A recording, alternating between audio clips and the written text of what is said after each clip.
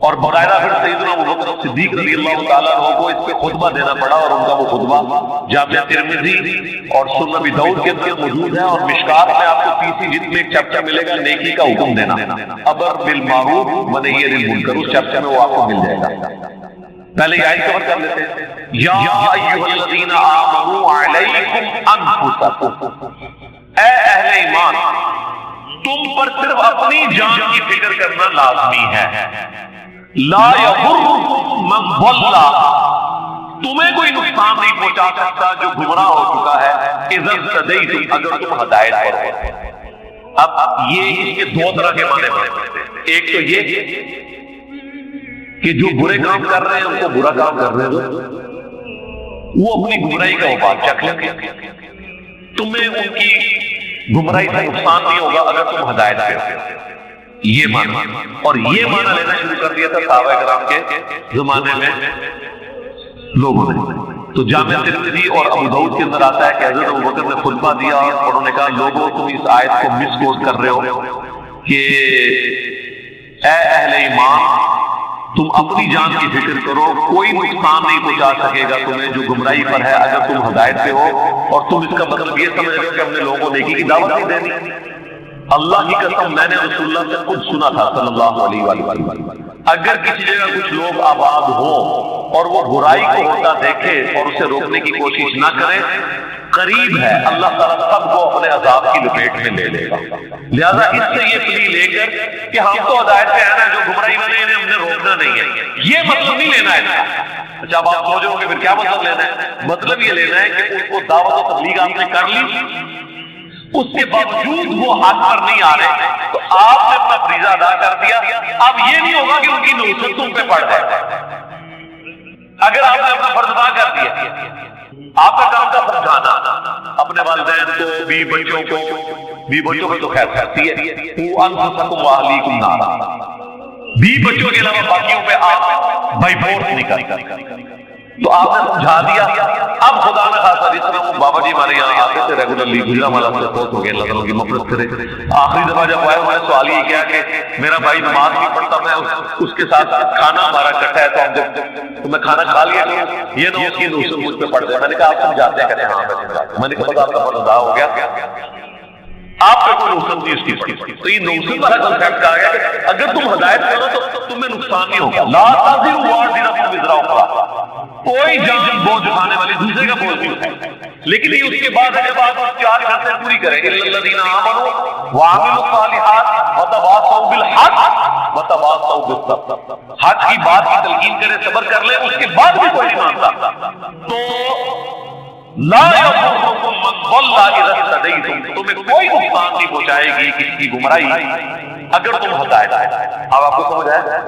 اور اس پورٹیو ایک اور حدیث ہے جامع ترمذی میں کہ اگر کسی جگہ ایسے لوگ ہوں جو برائی کو روک سکتے ہوں اور برائی نہ روکے اپنی زبان سے یا ہاتھوں سے، تو اللہ تعالیٰ سب کو عذاب کی لپیٹ میں لے گا، اور پھر تم دعائیں کرو تو تمہاری دعائیں بھی قبول ہوں گی۔ یہ پریکٹیکلی ہمیں یہی نظر آ رہا ہے۔ صحیح مسلم میں حدیث ہے، ہو سکے تو برائی کو اپنے ہاتھوں سے روکو، حکمرانوں کا کام ہے، یہ گھر میں مرد کا کام ہے جو گھر میں بڑا ہے۔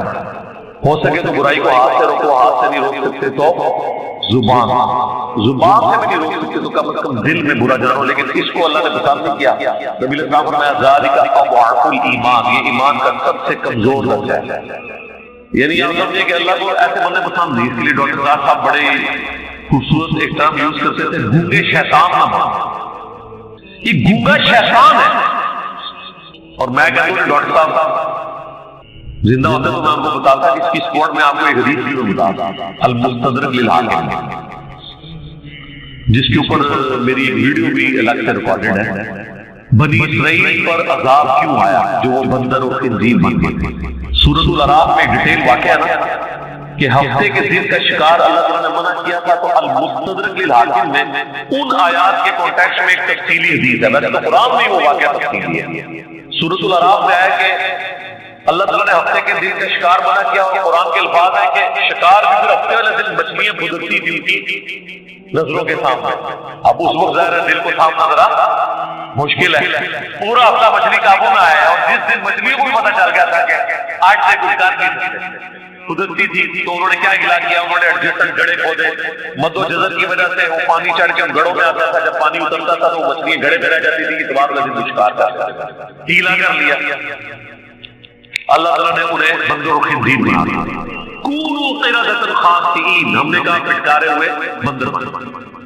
تو قرآن میں اللہ تعالیٰ نے کہا کہ وہ 3 گروہوں میں بٹ گئے. ایک گروہ وہ تھا جو اس فتنے میں مبتلا ہو گیا, اس نے یہ والی ہیلا بازی شروع کر. دوسرا گروہ وہ تھا جو خود تو نہیں کرتا تھا یہ کام اور اللہ سے ڈرتا تھا, لیکن ان کو نہیں روکتا تھا اور وہ یہی سمجھتا تھا.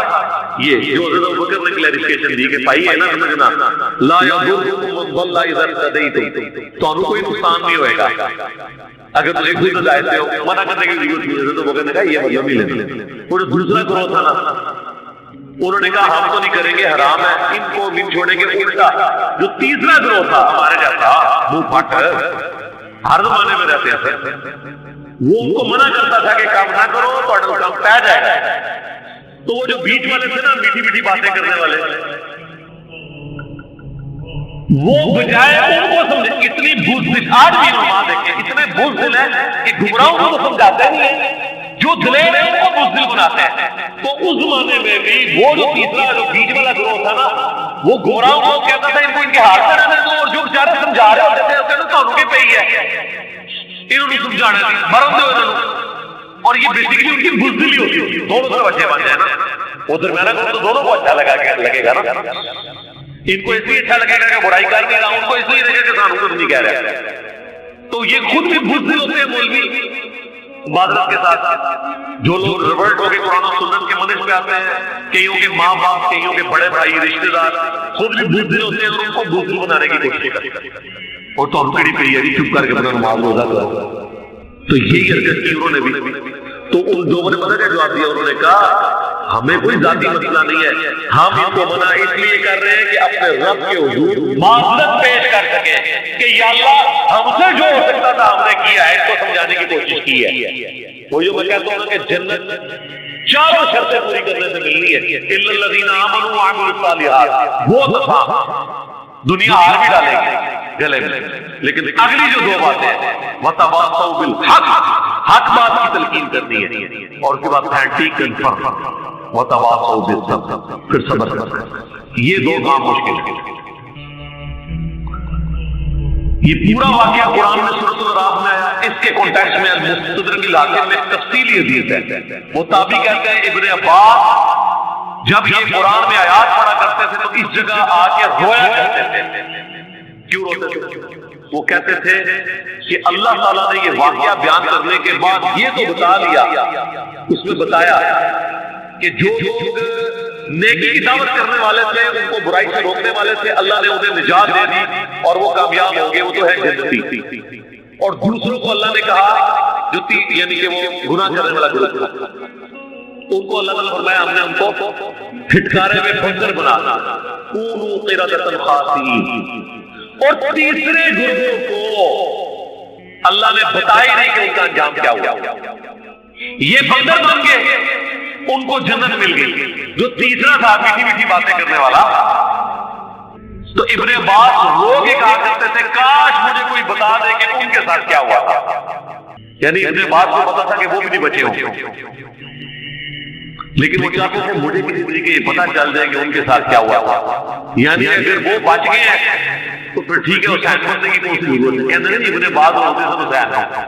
بھائی حسین نے سورۃ الاعراف پڑھی ہوئی تھی, حسین کو نہیں پتا تھی کونوا قردۃ خاسئین کے ہے. اچھا یہ بندر کا لفظ دیکھ لیں بنو امیہ کے لیے بھی آیا ہے. المستدرک الحاکم میں حدیث ہے, مسند ابی یعلا میں صحیح سند سے موجود ہے.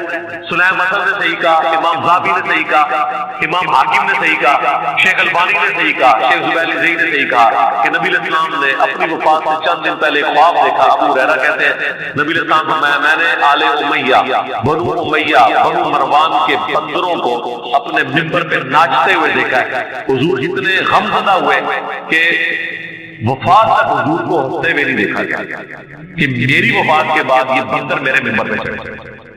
تو یہ بندر کی مثال ادھر بھی فٹ ہوئی ہے. ادھر سے بندر بنو امیہ ہے, یہ اللہ نبی فرماتا ہے پریکٹیکلی وہ بندر بنے نہ ہو، ضرور ان کو پہلے بندر بنا گئے کہ بندر منبر پہ کود رہے کونوا قردۃ خاسئین۔ تو ابن عباس کہتے تھے کاش مجھے یہ پتہ چل جائے کہ وہ درمیان والے لوگوں کا کیا بڑا جو میٹھی میٹھی دعوت کرتے تھے، وہ تو اللہ نے نہیں نہ دسیا، وہی تو آپ کا چیک ہے، وہ آپ میں سے مجھ سے پوچھ لیں تو ان کا اشر وہی ہوا ہے جو ہونا چاہیے تھا۔ کیوں کہ وہ اس میں شامل ہے، اس گناہ میں شامل ہے۔ بخاری مسلم میں حدیث ہے کہ کہیں پہ اگر برائی ہوتی ہو اور لوگ اسے برا سمجھتے ہو تو وہ ایسے ہیں گویا وہاں موجود ہی نہیں، اور دوسری جگہ کے اوپر ایک شخص موجود ہے جو وہاں اس برائی کے ہوتے ہوئے موجود نہیں لیکن اس برائی پہ راضی ہے، اور اس کے لیے کوئی کرو تو اس کو کرنے کو کہتا ہے وہ تو ادھر ہے، تو وہ گویا کہ اس میں شامل ہے۔ یہ اللہ تعالیٰ نے جان بوجھ کے اسے اس میں ایمبیگوئس رکھا ہے تاکہ پتہ چلے۔ اور دوسری بات یہ ہے کہ کامیاب جو ہونے والے تھے وہ اللہ نے بتا دیا، اللہ نے آدھے بندے تو نہیں بتانے تھے کامیاب ہونے والے، اللہ نے فرمایا ہم نے نجات دے دی ان کو جو برائی سے روکا کرتے تھے۔ دوسرے باقی سارے اسی کیٹیگری سے ہیں، یا زیرو ہے یا ون ہے، درمیان اس سے کوئی نہیں ہے، یا پھر مقابلہ راست سے کھلو۔ سورۃ العراف میں نا نیکیاں اور برائیاں برابر ہو جائیں گی، پر بیچارے پھر جنتیوں کی طرف دیکھیں گے تو کما کریں گے، جنتیوں کی طرف دیکھیں گے تو روئیں گے، کدھر اللہ علیہ نے چھوٹ دے۔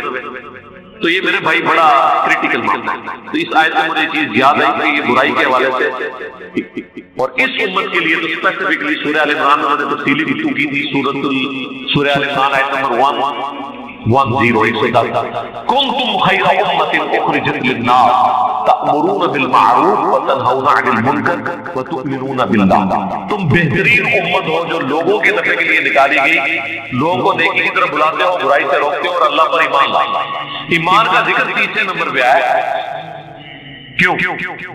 ایمان کامل اس کا ہے جو نیکی کی طرف بلائے اور برائی سے روکے، اللہ کے لیے حمیت ہو، اس لیے تیسرے نمبر پہ۔ بخاری مسلم دونوں میں حدیث ہے، نبی علیہ السلام نے فرمایا نیکی کی دعوت کرنے والے اور برائی سے روکنے والوں کی مثال ایک کشتی کی سی ہے جس میں لوگ سوار ہوں اور اس کی دو منزلیں ہوں، اوپر کی منزل کے لوگ اور نیچے کی منزل کے لوگ الگ الگ ہیں، لیکن جو پانی ہے نا وہ اوپر والی منزل میں ہے اور نچلی منزل کے لوگ پانی حاصل کرنے کے لیے اوپر کی منزل میں جاتے ہیں، اور تھوڑی دیر کے بعد ان کو یہ خیال آتا ہے کہ ہمیں جو بار بار سیڑھیاں چڑھنی پڑ رہی ہیں تو بہتر یہ ہے کہ ہم اپنی کشتی میں سوراخ کر کے تو دریا کا پانی ڈائریکٹ نیچے سے نکالتے ہیں۔ تو آپ کو کیا کہیں گے اس پہ کہ ہم یہ کوئی کام کریں تو کیا ہوگا کہ جی اوپر سیڑھی میں چڑھنی پڑتی ہے، ڈائریکٹ ہی کر لینے ہیں۔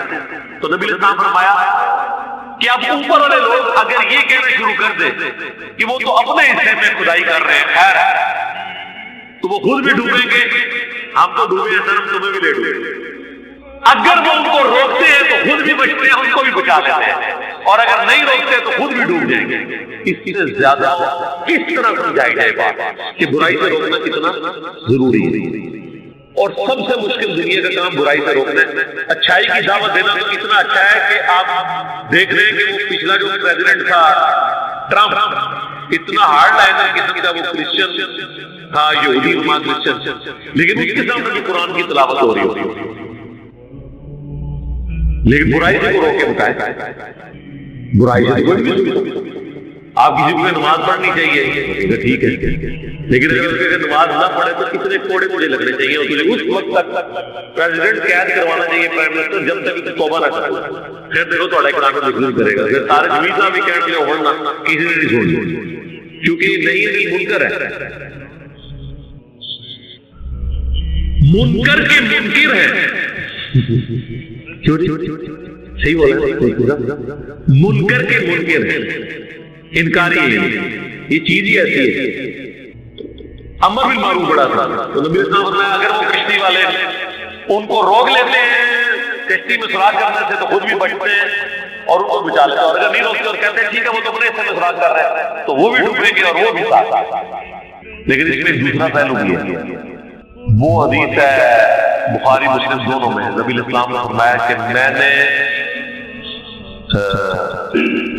چند وائزین کو جہنم میں کولو کے گدے کی مانند اپنی انتڑیوں کے گرد چکر کاٹتے ہوئے، جس طرح ہمارے یہاں کولو کا بیل ہوتا ہے، وہ گندم کے سٹوں میں سے دانے الگ کرنے کے لیے وہ بیل چلایا جاتا تھا، یا کنویں سے پانی نکالنے کے لیے وہ گول چکر کاٹتا ہے۔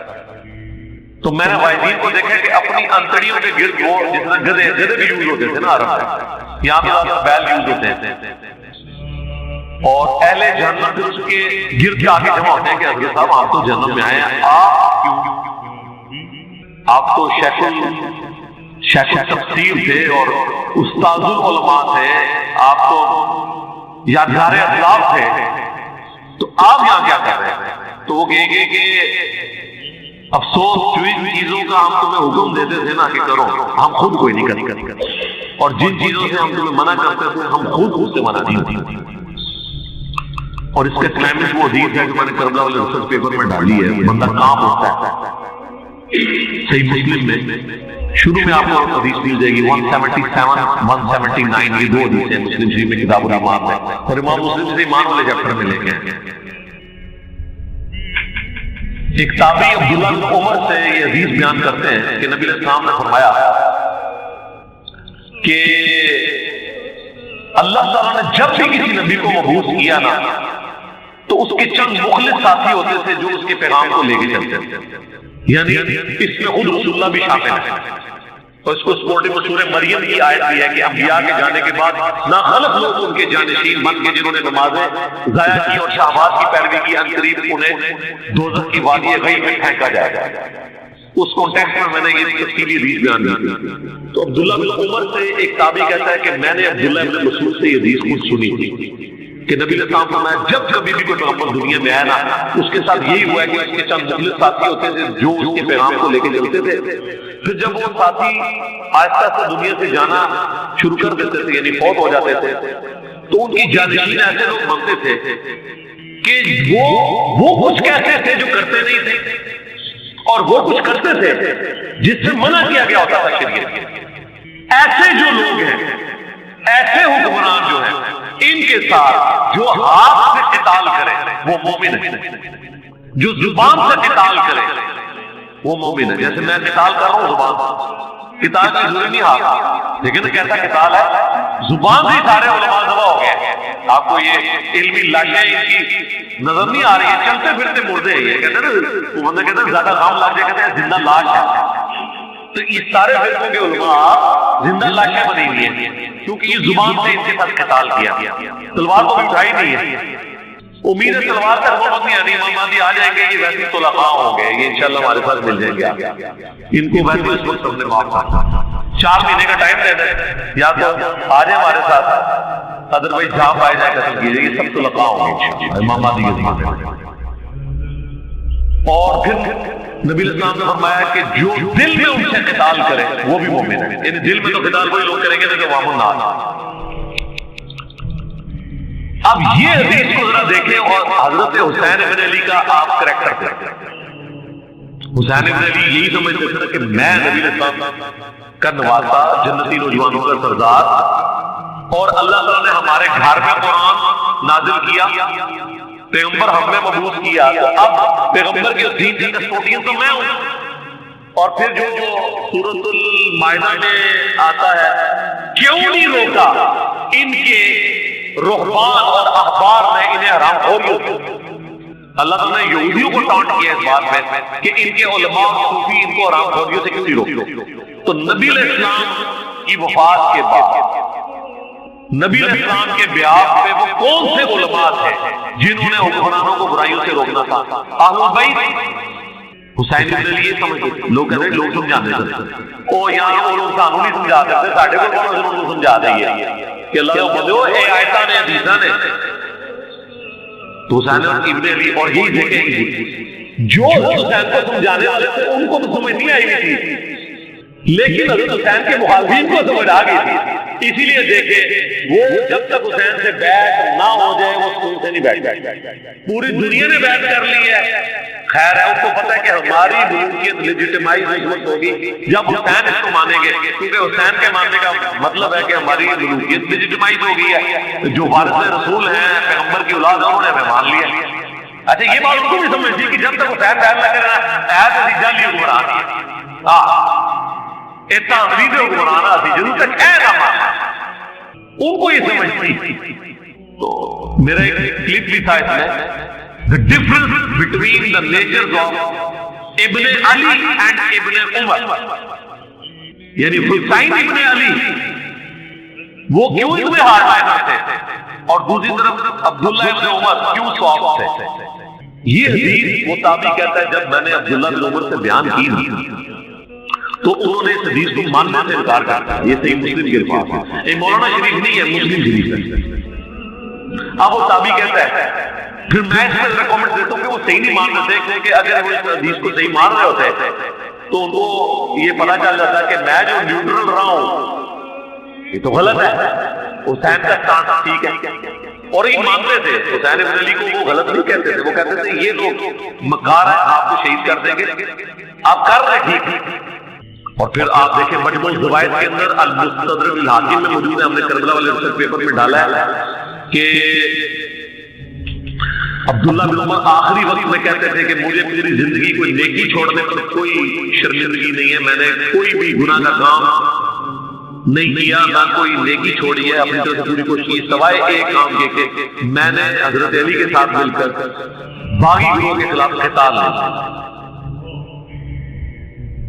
تو یہ عبداللہ بن عمر کو اپنی وفات کی دن میں بات سمجھ آ گئی کہ مجھ سے غلط ہوا، اور دیکھ لیں جس بنو امیہ کے خلاف وہ کھڑے نہیں ہوئے اسی بنو امیہ نے انہیں مروایا۔ صحیح بخاری میں ان کے پاؤں میں تیر مروا دیا تھا حجاج بن یوسف نے، نیزہ مروا دیا اور اسی سے ان کی شہادت ہوئی 74 ہجری۔ تو آخری وقت میں سمجھ آ گیا۔ وہ تابعی کہتا ہے عبداللہ بن عمر نے اس حدیث کو ماننے سے انکار کیا کیونکہ یہ تو ان کی پوری ڈاکٹرن کے خلاف تھی کہ جی ان حکمرانوں کے خلاف جو ہاتھ سے قتال کرے وہ مومن ہے، جو زبان سے کرے مومن ہے۔ یہ ان حکمرانوں کی بیعت کی وجہ سے بخاری مسلم میں یزید کی بیعت کی تھی عبداللہ بن عمر نے، حضرت علی کی بیعت نہیں کی کہ جی اختلاف پیدا ہو گیا، یزید کی بیعت کرتا۔ بخاری مسلم میں آتا ہے پھر یہ لوگوں کو بیعت توڑنے سے روکتے بھی تھے واقعہ کربلا کے بعد، اور جن کو روک رہے تھے وہ بھی صحابہ ہی تھے نا، انہوں نے کوئی جینیس صاحب کی ویڈیو تو نہیں دیکھی تھی۔ عبداللہ ابن مطیع بخاری مسلم میں آتا ہے۔ تو اور یہ البدایہ والنہایہ سے ایک حوالہ پیش کرتے ہیں تاریخ ابن کثیر سے کہ محمد بن انبیاء عبداللہ ابن مطیع سے ملے تو ان کو کہا کہ میں نے تو یزید کو بڑا صوم و صلات کا پابند پایا ہے اور سنت ڈھونڈنے والا، تلاش کر کے اس کے عمل کرنے والا پایا ہے، یعنی جن کے باوجود نے سنتیں ڈھونڈ کے قتل کی ہیں اس کو انہوں نے سنت کے اوپر عمل ڈھونڈ کے۔ تو عبداللہ ابن مطیع نے کہا کہ حضرت جتنا عرصہ آپ رہے ہیں نا وہاں اتنا عرصہ میں اس نے یہ نیکی کے کام کیے ہیں، ادروائز وہ شرابی ہے اور شریعت کی حرام کردہ چیزوں کو اس نے حلال ٹھہرایا ہوا ہے، قریب آسمان سے پتھر برس پڑے۔ یہ کون کہہ رہا ہے؟ عبداللہ ابن مطیع صحابی، اور محمد انبیاء تابعی ہے۔ پوری روایت بیان کریں، تابعی اور تابعی کا توڑ ٹکرائے تو ہم کس کی بات کو مانیں گے؟ اور ویسے بھی اصول محدثین ہے کہ جب کوئی شخص اس بات میں بات کر رہا ہونا اور دوسرا نفی میں، تو نفی جہالت کی بنا پہ بھی ہو سکتی ہے کہ اس کو پتہ نہ ہو، اس بات کو شخص کرتا ہے اس کی رائے زیادہ ہوتی ہے۔ یعنی ایک شخص کہتا ہے میں نے ایسے ہوتے ہوئے دیکھا، دوسرا کہتا ہے میں نے تو نہیں دیکھا، تو اس کا یہ مطلب نہیں کہ وہ کام ہوا نہیں۔ بخاری مسلم میں آتا ہے نا کہ ایک صحابی کہتے ہیں میں نے نبی علیہ السلام کو کعبے کے اس چوکور کمرے کے اندر نماز پڑھتے ہوئے نہیں دیکھا، دوسرے صحابی کہتے ہیں میں نے نبی علیہ السلام کو اس کمرے کے اندر صلاۃ ستون کے بعد نماز پڑھتے ہوئے دیکھا ہے۔ تو آپ مجھے بتائیں کس صحابی کی بات مانی جائے گی جس نے دیکھ لیا؟ کیونکہ نہ دیکھنا تو جہالت کے وجہ سے، جہالت عربی والی ہے اردو کی جہالت سے مراد ہے نہ جاننے کی وجہ سے، ان نون ہونے کی وجہ سے ایسے ہوتے ہیں، لیکن جس نے دیکھ لیا تو عبداللہ ابن مطیع کو دیکھ آئے تھے کہ اس نے کیا حرکتیں کی ہیں۔ تو عبداللہ بن عمر کو یہ بات ہو جائے۔ اچھا وہ اب تابعی کہتے ہیں، مسلم شریف کے الفاظ ہیں کہ میں بڑا عرصہ پریشان رہا کہ عبداللہ بن عمر کو میں کیسے منواؤں اس بات سے۔ تو اللہ کا کرنا ہوا کہ حضرت عبداللہ ابن مسعود تشریف لے آئے مدینہ سے۔ تو مجھے خود ہی ایک دن عبداللہ بن عمر نے کہا کہ ابن مسعود کی جا کے زیارت نہ کریں، سینئر صاحب ہیں وہ، انہوں نے جانا تھا ان کے پاس۔ تو کہتے ہیں میں نے کہا کہ میں نے دل پہ سوچ لیا کہ جائیں گے نا تو میں وہ حدیث پوچھوں گا ان کے سامنے۔ یہ بھی ایک بڑے بندے کی غلطی نکالنے کا طریقہ یہ ہوتا ہے۔ تو کہتے ہیں میں وہاں جب گیا ملاقات ہوئی تو میں نے ابن مسعود سے کہا کہ حضرت آپ نے مجھ سے یہ حدیث نہیں بیان کی تھی کہ جب بھی پیغمبر آیا اس کے کچھ مخلص ساتھی ہوتے تھے، جب وہ چلے جاتے تھے نااہل حکمران بن جاتے تھے ان کے جانشین، وہ کرتے تھے جس کا حکم نہیں ہوتا تھا، اور جس چیز سے روکا گیا ہوتا تھا وہ کرنا شروع کر دیتے تھے۔ ان سے جو ہاتھ سے قتال کرے وہ مومن ہے، جو زبان سے کرے وہ مومن ہے، اور جو دل پہ برا جانے وہ بھی مومن ہے، لیکن وہ آخری ہے۔ تو ابن مسعود نے کہا یہ بات میں نے خود رسول اللہ صلی اللہ علیہ وسلم سنی۔ پھر کہتے ہیں عبداللہ بن عمر خاموش ہو گئے، ان کو پتہ چل گیا کہ یہ حدیث ٹھیک ہے۔ اس سے یہ پتہ چلا کہ کسی حدیث کے بارے میں کوئی ریلیکٹڈ ہو سکتا ہے، لیکن جب اس کی تصدیق ہو جائے اس کے بعد کسی شخص کو یہ حق حاصل نہیں ہے کہ اس چیز سے انکار کرے۔ اور اس سے یہ بھی پتہ چلا کسی حدیث پہ عقلاً اعتراض کرنا کوئی گناہ، یہ گمراہی نہیں ہے، لیکن جب پتہ چل جائے اس کے بعد گمراہی ہے۔ ان کو یہ چیز ہضم نہیں ہو رہی تھی کہ ایسے کیسے ہو سکتا ہے، کیونکہ اگر ایسے ہوتا تو ان کی پوری ڈاکٹرین اپنی ختم ہوتی تھی، وہ تو خود نیوٹرل ہو کے بیٹھے بیٹھے، کیونکہ انہوں نے تو کوئی نہیں بنو بھیا کے خلاف قتال کیا ہوا۔ اور میرا خیال ہے شاید یہی وجہ تھی کہ آخری وقت میں پھر وہ پچھتاتا ہے، جو میں نے آپ کو مجموع الزوائد اور مستدرک الحاکم کی روایت بتائی۔ اب یہ ساری باتیں سورۃ المائدہ کی آیت نمبر 103 کی تفسیر میں ڈاکٹر صاحب کو بیان نہیں کریں گے، یہ کوئی بریلوی عالم کو بیان نہیں کرے گا، جو بندی تو نہیں کرے گا۔ اول تو ان میں سے اس میں سے کئی چیزوں کا ان کو پتہ ہی نہیں ہوگا۔ تو اللہ کے فضل سے ہماری جو تفسیر کی کلاس ریکارڈ ہو رہی ہے اللہ وجہ بکی، اس کو جو بندہ بھی سنے گا اللہ کا فضل ہے سورۃ المائدہ بھی ہماری کمپلیٹ ہونے والی انشاءاللہ تعالی، جو بندہ بھی سنے گا اس سے پتہ چلے گا کہ واقعی کوئی ویلیو ایڈیشن ہوئی ہے۔ اس کے بعد سینکڑوں تفاسیر آپ پڑھتے رہے اور ڈھونڈتے رہے، ایون جس کے بارے میں ان کا مان ہے نا طبری اور ابن کثیر، وہ بھی آپ پڑھ کے تھے۔ اتنی تفصیلی گفتگو ادھر بھی ایک آیت کے کانٹیکسٹ میں نہیں ہوتی، اسکیٹرڈ فارم میں ہوتی ہے کہ چیزیں انہوں نے اسکپ بھی کی ہوتی ہیں امت کے وسیع تر مفاد کے اندر، کیونکہ جب سنی شیعہ کنفلکٹ آ گیا اس کے بعد آپ ہر چیز کو آپ نے یہ اینک لگا کے دیکھنا ہے کہ ادھر یہ بھنڈی کیوں لگی ہوئی ہے، وہ اس کے پیچھے کوئی اور مطلب، ہر گل بھی ایک گل ہوتی ہے وہی اصل گل ہوتی ہے، جو پنجابی میں کہا جاتا ہے ہر بات کے اندر کی ایک بات ہوتی ہے وہی اصل بات ہوتی ہے، کیونکہ وہ بات جب بیان کی جاتی ہے تو میرے بھائی پھر گالیاں پڑتی ہیں۔ لوگ کہتے ہیں یار وہ اکثر کہتے ہیں یار ٹھیک ہے یہ ہے تھا، لیکن ایسے قرآن بھی بیان کرنا بھی ضروری تھی، اس لیے کہ قرآن میں تو اتنا سخت فتویٰ آیا ہے امر بالمعروف و نہی عن المنکر کے حوالے سے، تو ہم نے ہر وہ چیز ڈسکس کی۔ ویسے تو آپ کہتے ہیں جی صحابہ جو ہے وہ ہمارے لیے رول ماڈل ہے، تو حضرت حسین صحابی نہیں ہے، اس طرح کی آیات کو حضرت حسین کی زندگی میں دیکھا جائے گا نا، اور آپ نے کس کو پیش کرنا ہے۔ اور مسلمانوں کے بارے میں جو سورۃ الحجرات میں ہے کہ اگر مسلمانوں کا کوئی گروہ باغی ہو جائے تو اس سے جنگ کرو، قتال کرو یہاں تک کہ وہ حق پر آئے۔ اب یہ والی جنگ یہ تو حضرت علی نے لڑی ہے نا، جمل اور صفین اور نہروان، تو اس کے لیے حضرت علی کو رول ماڈل کے طور پہ آپ پیش کر کے بتائیں گے نا کہ پریکٹیکلی صحابہ کی زندگی میں یہ چیز ہے۔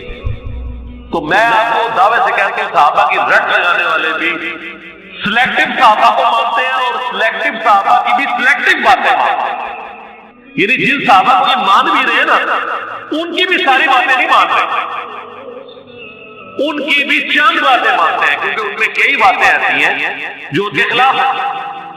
مثلا میں آپ کو بتا دیتا ہوں، انہوں نے جعلی روایت پیش کی سورہ البیہقی سے، دلائل النبوہ سے جو مشکات میں بھی ہے، اور یہ گھڑی بھی حدیث ہے کہ حضرت ابوبکر کے بارے میں حضرت عمر کہتے تھے کہ اللہ تعالیٰ مجھ سے پوری زندگی کی نیکیاں لے لے اور مجھے غارض طور کی ایک نیکی دے۔ یہ میں بچپن سے سنایا جعلی روایت ضعیف نہیں۔ اور مسلم شریف میں حدیث ہے کہ حضرت ابو ہریرہ کہتے ہیں کہ جب رسول اللہ نے فرمایا کہ کل میں اس شخص کے ہاتھ میں جھنڈا دوں گا خیبر کے دن جس سے اللہ اور اس کا رسول محبت کرتے ہیں، اور وہ اللہ اس کے رسول سے محبت رکھتا ہے، اللہ اس کا رسول اس سے محبت رکھتے ہیں، تو ہم پوری رات اس شوق میں سوئے نہیں کہ وہ خوش نصیب کون ہے۔ صبح حضرت علی کو جھنڈا ملا اور حضرت عمر کہا کرتے تھے کہ یہ پہلا اور آخری موقع تھا کہ مجھے یہ خواہش ہوئی، میں نے کبھی کسی عمارت کی تمنا نہیں کی، لیکن یہ مجھے خواہش ہوئی کہ وہ جھنڈا علی کی بجائے مجھے ملے۔ اب یہ حدیث ہے مسلم شریف میں حضرت علی کے بجائے یہ کتنے سنی علماء کو بھی پتہ ہے، اور میں نے یہ چیلنج دیا ہے کہ مجھ سے پہلے اس ہوئے عرص پہ یہ حدیث کسی نے امام مسلم کے علاوہ بیان کی ہو، امام مسلم کو نقل کی ہے، کسی عالم کی تقریر میں ہو حضرت علی کے فضائل والے چیپٹر میں کسی نے یہ والا حصہ نقل کیا ہو؟ بس اتنا کرتے ہیں اللہ اس کے رسول سے محبت کرتے ہیں اور وہ اللہ کے رسول سے محبت کرتا ہے. یہ اگلے مسلم کے الفاظ جو حضرت ابو ہریرہ نے نقل کیے اور اس میں میں نے شیعہ کو بھی پھکی دی ہے کہ تم حضرت ابو ہریرہ کے بارے میں زبان کھول دو. حضرت ابو ہریرہ نے اہل بیت کی شان کی حدیثیں بیان کی ہیں. یہ بھی حدیث ہے, یہ حضرت ابو ہریرہ نے بیان کیا.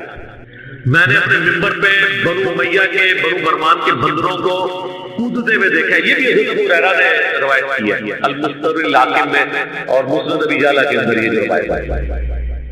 یہ بھی حضرت ابو ہریرہ نے. تو حضرت ابو ہریرہ الحمدللہ. اور یہ حدیث مسند احمد کی, جس نے حسن و حسین سے محبت کی اس نے مجھ سے محبت کی, اور جس نے حسن و حسین سے بغض رکھا اس نے مجھ سے بغض رکھا. یہ حدیث بھی حضرت ابو ہریرہ نے بیان کی اور یہ حدیث حضرت ابو ہریرہ کے علاوہ کسی شخص نے بیان نہیں کی. یعنی حضرت حسین سے بغض رسول اللہ سے بغض, اور رسول اللہ سے بغض کیا ہے؟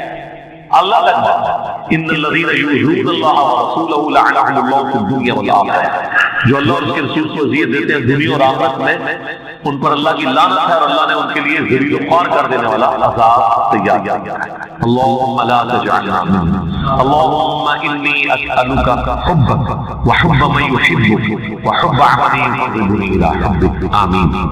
تو یہ حضرت ابوبکر نے یہ آیت پڑھی اور اس کا باقی حصہ رہتا ہے الاللہ مرجعکم, تمہیں لوٹ کر اللہ کی طرف جانا ہے. جمیعا, تم سب کے سب کو فینبئکم بما کنتم تعملون, پھر تمہیں وہ آگاہ کر دے گا جو تم دنیا میں عمل کیا کرتے تھے. یعنی اللہ فیصلہ کرے گا کہ کسی شخص نے کسی کو برائی سے روکا نہیں روکا, کس لیول کا مومن تھا, اس سے کیا ریکوائرمنٹ تھی اور اس نے اس سے کم کیا. اب علماء تو یہ معنی نہیں کر سکتے کہ ہم دل میں برا جانیں گے. یہ ایک عام ریڑی مان مزدور تو کہہ سکتا ہے کہ میری تو اتنا علم ہی نہیں کہ میں زبان سے روک سکوں, لیکن علماء تو یہ معنی کر سکتے. اور حکمران یہ نہیں کہہ سکتے جی میں نے صرف زبان سے روک دیا تھا, میرا اس کے بعد لینا دینا کوئی نہیں. ان کو تو اللہ پوچھے گا تیرے ہاتھ میں سنتا تھا, تیرے ہاتھ میں مینجمنٹ تھی, تو بھائی بہت چیزیں کروا سکتا تھا, تو نے کیوں نہیں ختم کروائی. سپریم کورٹ میں فیصلہ کر دیا تھا سود کے حرام ہونے سے, جب نواز شریف صاحب دوسری طرف پرائم منسٹر بنے اور ان کی حکومت نے یونائٹڈ بینک کے تھرو اسٹے لے لی. وہ آج تک اسٹے ہے. یہ ہماری عدالتیں ہیں, یہ ہمارے پرائم منسٹرز ہیں, یہ ہماری حکومتیں ہیں کہ پچھلے 22-23 سال سے اسٹے لے کے بیٹھے ہوئے ہیں کہ سود ہے تو حرام ہے, لیکن ہم نے اپنے بینکوں سے سود ختم نہیں کیا جبکہ فیصلہ آ چکا.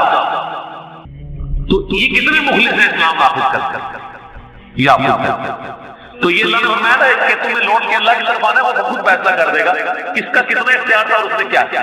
اچھا اب یہ بات ہونے بھی بدل, لیکن جب میں نے اس بندے کے منہ سے یہ بات سنی تو میں نے غور کرنا شروع کیا.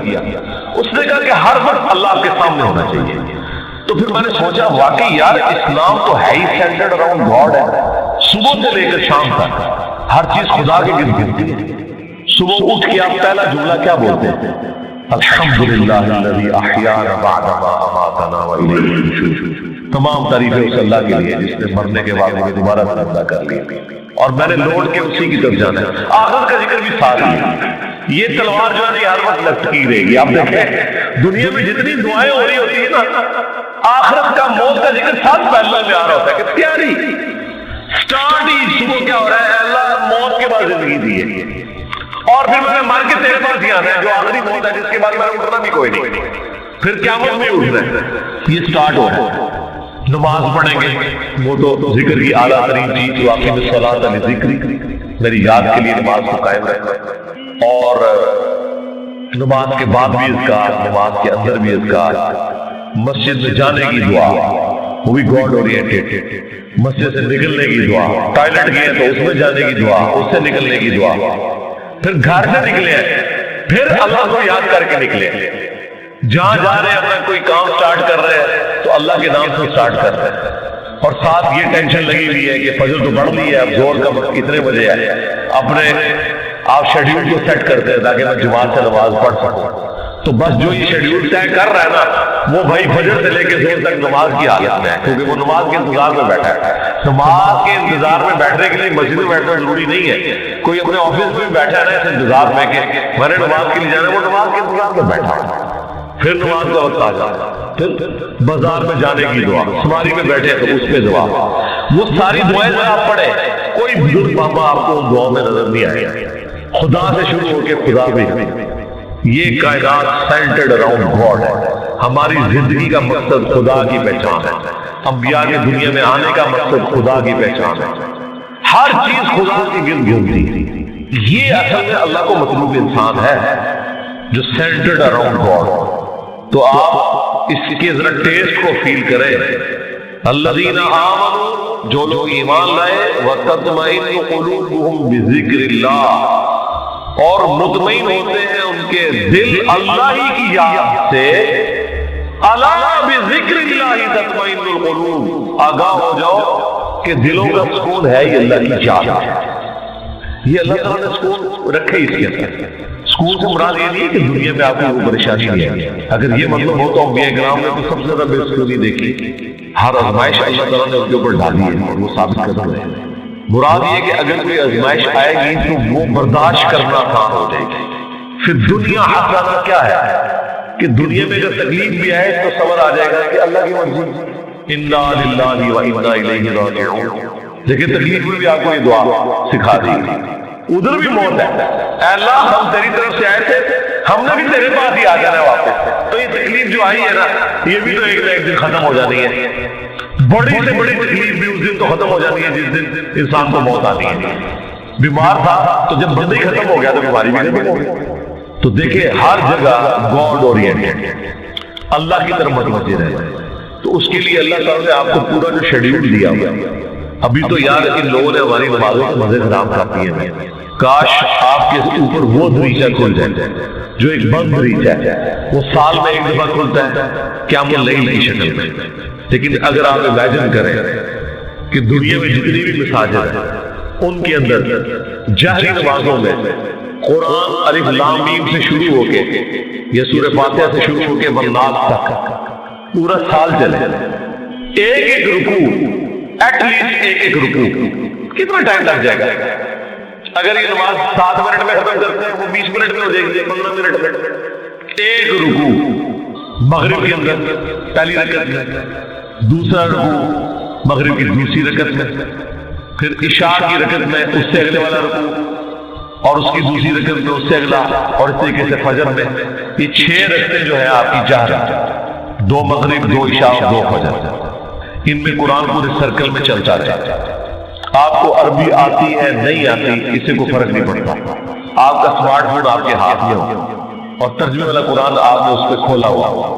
میں نے دوست کا ثبوت بھی دے دیا بخاری سے کہ ذکوان تابعی حضرت عائشہ کا غلام تھا جو انہیں قیام اللیل رمضان میں کروایا کرتا تھا. وہ حافظ نہیں تھا تو وہ مصحف ہاتھ میں پکڑتا تھا. اما عائشہ اس کے پیچھے رمضان کا قیام کرتی تھی. اس کا مطلب سننے میں زیادہ آسانی اور مزہ آتا ہے بجائے خود پڑھنے کے. تو یہ حدیث امام بخاری نے چیپٹر کی ہیڈنگ میں لی ہے اور اس کی پوری سند الکبریٰ البیہقی اور مسند ابن ابی شیبہ میں موجود ہے.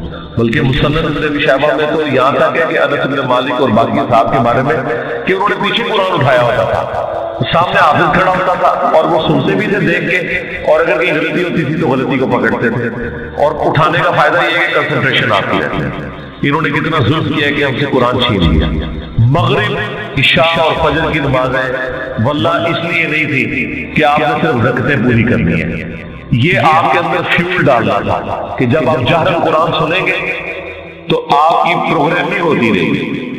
ہم کیا سنتے ہیں؟ وہی رٹی رٹائی آخری 10 صورتیں یا چند صورتوں کی آخری آیات، سورہ بقرہ کی آخری آیات، سورہ حشر کی آخری آیات، کوئی جو مولوی نے رٹی ہوئی ہے.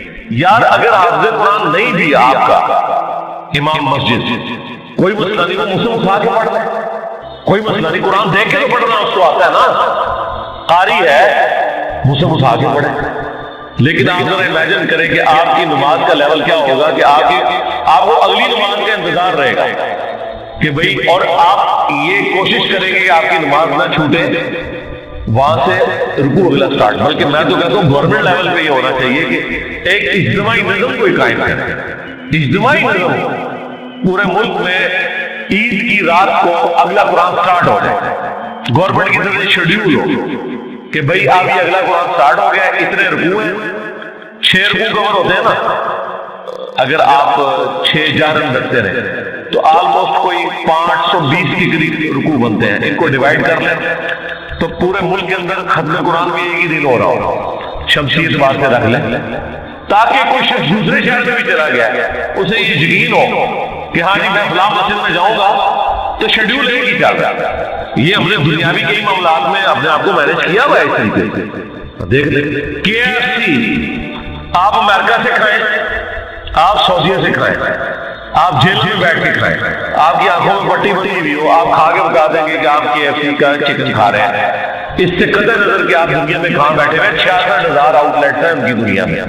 یہ بھی پرانا فکر ہے، اب تو پتہ نہیں اس سے زیادہ ہی نہ ہوگی۔ ایک ذائقہ دیا نا پوری دنیا کے ضرورت، اس طرح کی کئی شیڈیول ہے، اور اگر یہ تھوڑی سی ایفرٹ پٹ کر لی جائے تو سرکار آپ کو کوئی اپنے بچوں کو توحید سکھانے کی ضرورت نہیں ہے، توحید خود بخود وہ سیکھ جائے گا۔ پورے دورہ قرآن بھی نہیں ہوگا، انہیں پتہ چل جائے گا کہ سب کچھ فراڈ چلتا ہے، قرآن تو کوئی اور ہی بات کرتا ہے۔ یہی وجہ ہے کہ جو غیر مسلم ملکوں میں لوگ جاتے ہیں نا، وہاں جب ان کا نان مسلم لوگوں سے واسطہ پڑتا ہے تو پھر ان کو بھی تھوڑی شرم آتی ہے کہ یار وہ جب پوچھتے ہیں آج اسلام کیا ہو، کہتے ہیں ان کو پتہ ہی کچھ نہیں۔ پھر قرآن ترجمے سے پڑھتے ہیں تو آپ دیکھتے ہیں کہ یہاں داڑھی بھی نہیں ہوتی، وہاں سے داڑھی بھی رکھ کے آ جاتے ہیں، نماز بھی شروع کر دیتے ہیں، قرآن بھی پڑھ لیتے ہیں اور گمراہ بھی ہو جاتے ہیں۔ یعنی ادھر والوں کی نظر میں وہ کہتے ہیں یہ کیا کہانیاں تم لوگوں نے دین، قرآن میں تو یہ کچھ اور لکھا ہوا ہے۔ تو اگر یہ شیڈیول گورنمنٹ کر دے، یہ کوئی مشکل کام ہے مجھے بتائیں؟ چلے پردہ رکھنے کے لیے اگر کوئی جعلی حافظ بھی ہے، گورنمنٹ کہہ دے کہ ٹھیک ہے جی موسم اٹھائیں، موسم اٹھا کے پڑھیں، پردے کا پردہ رہ جائے گا۔ اگر کسی کو یہی ہے کہ میں تو حافظ بن کے یہاں بھرتی ہوا تھا، ہے کوئی نہیں تھا، کوئی مسئلہ نہیں ہے، موسم اٹھا کے پڑھیں۔ پیچھے بھی لوگ ایئر فلائٹ موڈ میں دیکھیں اور ترجمہ والا قرآن کھولیں، جب قرات ہو رہی ہوتی ہے اتنا آپ کو ٹائم